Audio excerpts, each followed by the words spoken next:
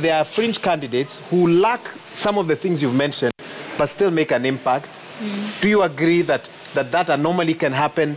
And if you've seen such examples, you know, what are those other factors that these fringe candidates have beyond money, tribe, and power and access to it that could make a difference in a race like this? Waiga, you know, sometimes it is better to be brutally honest to yourself. What I've said is from my heart. You do not retract it? I'm not going to retract it because that is the bitter truth. Now, just before I answer your question, you know, I think the debates are very important. I cannot, you know, underscore the importance of such a debate. As a matter of fact, if you go back to history, NCBDA, where was the chairman, was the first one to organize a presidential debate. You can check the records, okay? So I put a lot of weight on such a debate. Now, let me just very quickly comment on what my brother Menya said. In politics, you have no business being number two. Because if you are number two, you cannot sell your agenda.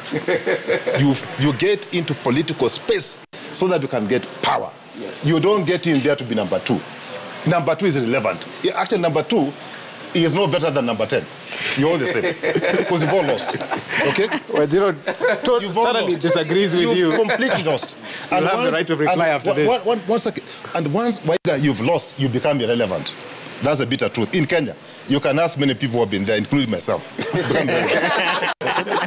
You know, unless you have something else to offer, Kenyans beyond politics. Okay?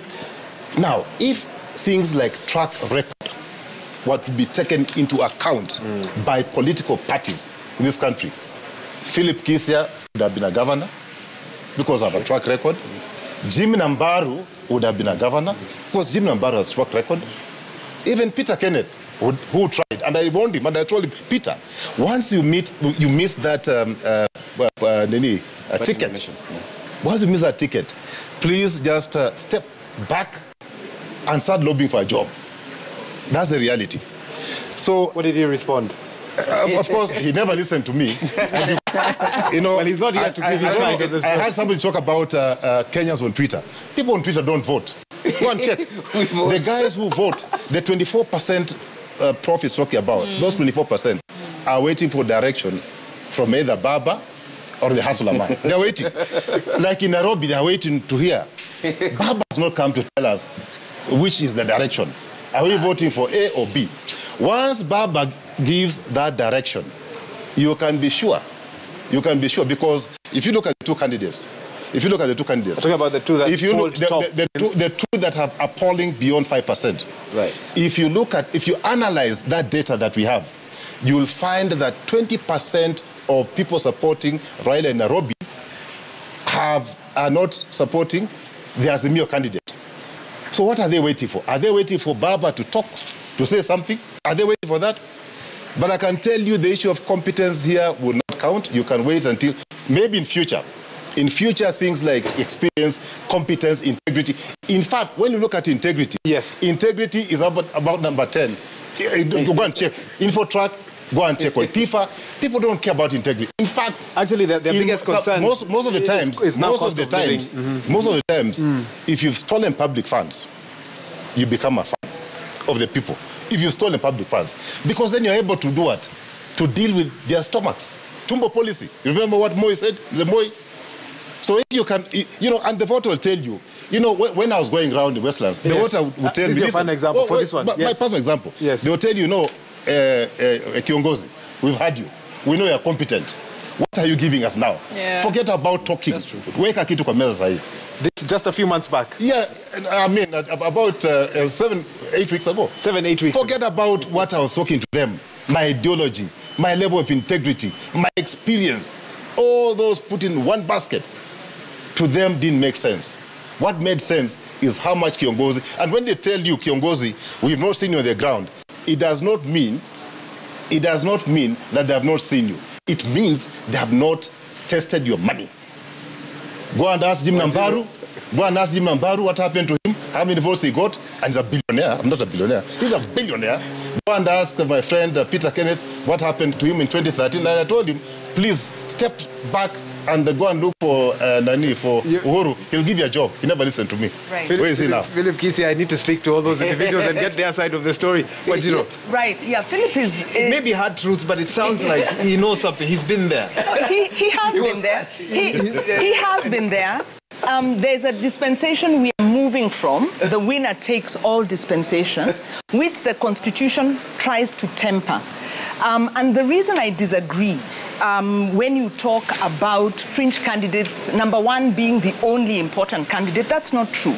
Legislation in the House can be brought by any party.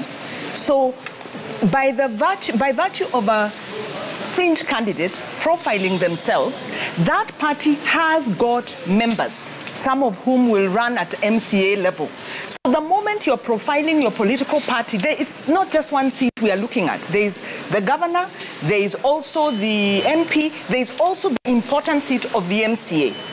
And an MCA in the House has a vote that counts for citizens. So I don't agree that it's a winner-takes-all. Our Constitution has sought to remove that winner-takes-all approach. Now, I do agree, unfortunately, that politics has become a lot about money. Our electoral system is still broken, but we are in the process of trying to reform it.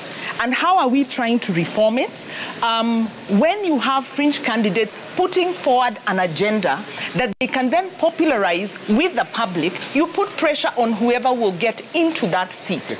And I think the last point I want to make is the Constitution envisages a consultative, cooperative approach of government. Now, our Constitution isn't perfect, our political framework is not perfect, but it is not a winner-takes-all. You have seen decisions of the president being countermanded, whether it's by the courts, whether, in fact, court action taken by civil society institutions or individuals like Omtata can go to court and hold the president to account. So every political space counts. We are no longer in the winner-takes-all dispensation, and we must encourage Kenyans to be bold. Stand up, but also know that you've got a lot of political clout that you can pull from very many corners. So it's not just the governor. One of the challenges the governors have faced, and this is where I agree in our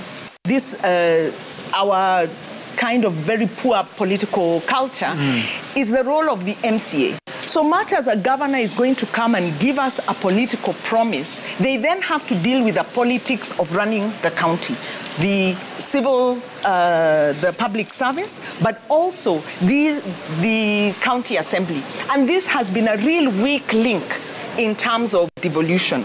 So fringe candidates are like the main candidates of the larger parties operating in a very imperfect system, but we have the opportunity to set agendas. Even as civil society, we also set agendas. We have passed policies. We have gotten laws passed, even in this county. And we do it with, in some cases, with nominated members. And I think for you, setting the agenda is so crucial, sometimes even more crucial than winning. More crucial than winning. The gap we have is implementation. The non-implementation is a challenge that plagues all. And so we still need to push with accountability. So no, fringe candidates have a role. There's a lot of opportunities for power and pushing. Let us take them. Let us encourage fringe candidates. Let us encourage those out there and get rid of the winner-takes-all mentality. That one is not right, and it's not taking us forward. Okay.